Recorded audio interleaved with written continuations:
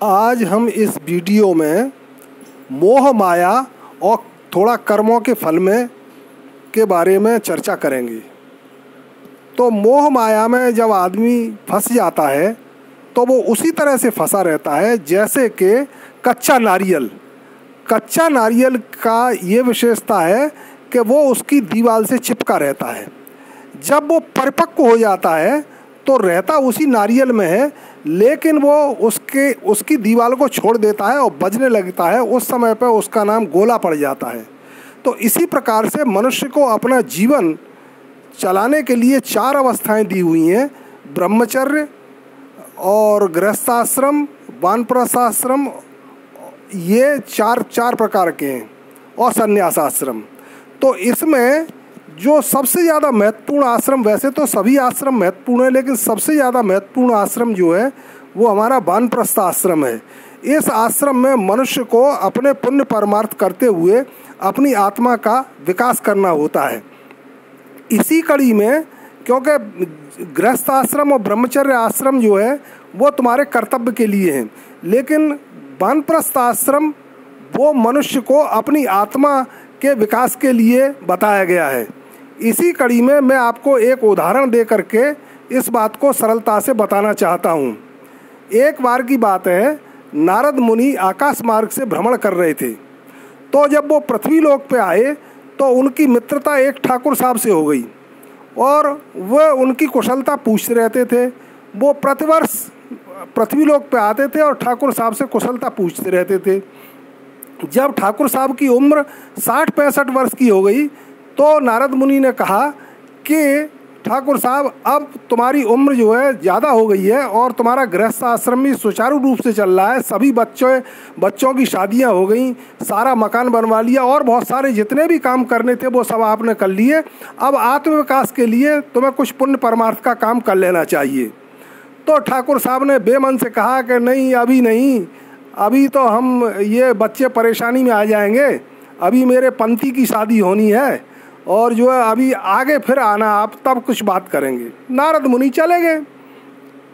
कुछ दिन बाद नारद मुनि फिर पृथ्वी लोक पर आए तो उन्होंने ठाकुर साहब के बारे में चर्चा की, पूछा कि वे ठाकुर साहब दिखाई नहीं दे रहे हैं।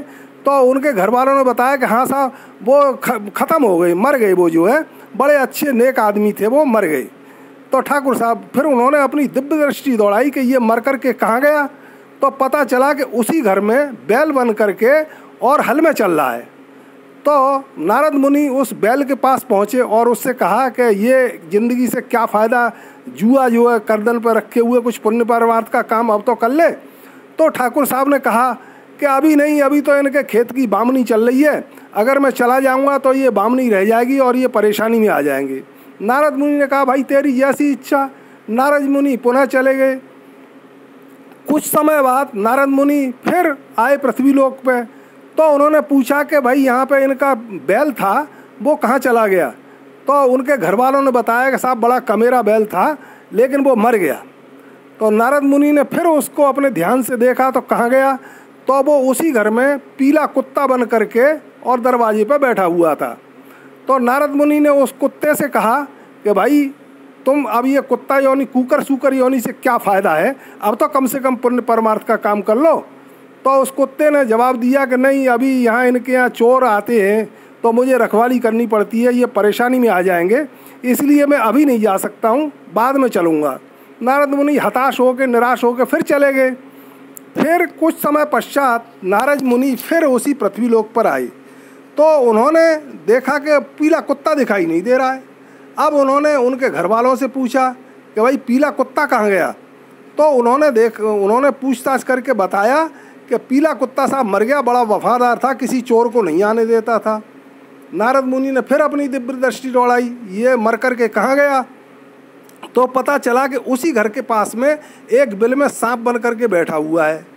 तो नारद मुनि ने उस सांप से कहा कि भाई ऐसा क्यों कर रहे हो, अब तो ये सांप योनि तो सबसे खराब योनि है, तुम इस योनि से मुक्त हो जाओ और पुण्य परमार्थ का कुछ काम करो, अपने आत्मविकास का कोई काम करो।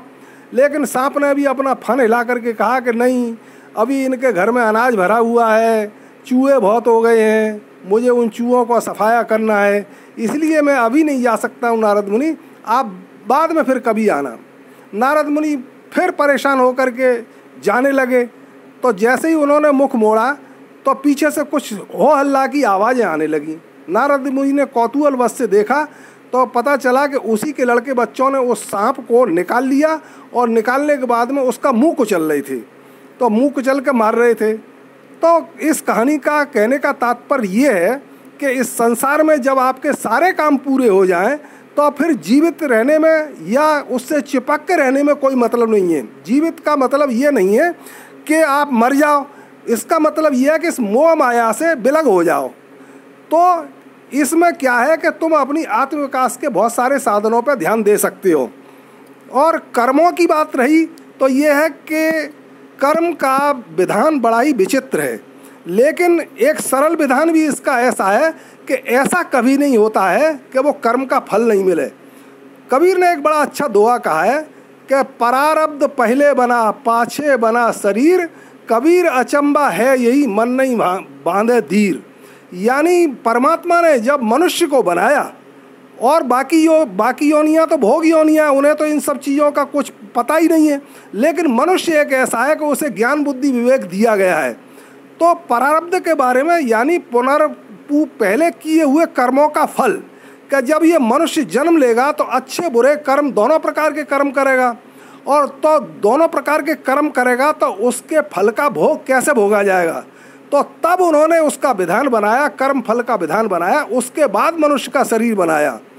तो अब इसमें कर्म फल में जैसे हम अच्छे कर्म करते हैं तो हमें स्वयोग अच्छी होनी मिलती है, परमात्मा में विलीन हो जाते हैं। लेकिन अगर हम बुरे कर्म करते हैं, चोरी बेईमानी झूठ छल कपट इस तरह का करते हैं, तो हमें निम्न योनियों में जाना पड़ता है।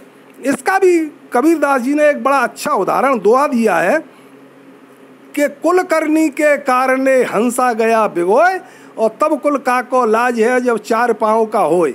यानी कुल की मर्यादा के लिए, नाक ऊंची रखने के लिए तुमने चोरी करी, बेईमानी करी, दूसरों का धन हड़प लिया और अपनी ऊंची कोठी बना ली इसलिए कि मेरी नाक ऊंची हो जाए।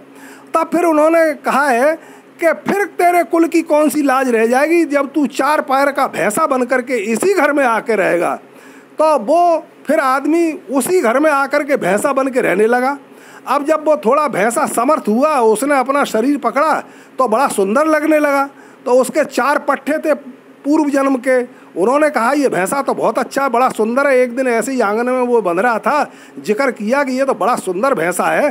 तो वो सुन रहा था, समझ रहा था उनकी बातों को, लेकिन अपनी भाषा में उन्हें ये नहीं बता पा रहा था कि मैं तुम्हारा बाप हूँ। तो उसने ऊपर नीचे सर हिला करके कहा कि अरे भाई मैं तुम्हारा बाप हूँ, मैं तुम्हारा बाप हूँ, ये कोठी मैंने ही बनवाई है तुम्हारे लिए। लेकिन लड़कों की समझ में उसकी भाषा नहीं आई, भाषा समझ में नहीं आई। तो उन्होंने कहा कि अरे ये तो बहुत मरखना हो गया है, लाओ रे लठ लाओ, इसमें लठ मारो। सो चारों लड़कों ने खूब जोर जोर से उसमें लठ मारे और वो भैंसा मना करे अरे मुझे मत मारो, मैं तुम्हारा बाप हूँ। लेकिन लड़के कह रहे हैं कि अभी तो ये और मारता है, इसमें और चार लठ मारो। तो मेरा मतलब ये है कि हमको सुकर्म करते हुए संसार से चला जाना चाहिए। अगर हम कुकर्म करेंगे तो हमें भैंसा बनना पड़ेगा या मुंह को चलवाना पड़ेगा, ये बात बिल्कुल सत्य है। आज इस वीडियो में हम इतनी ही चर्चा करेंगे, अगले वीडियो में किसी और चर्चा को लेकर के आपके सम्मुख प्रस्तुत होंगे। जय श्री राम।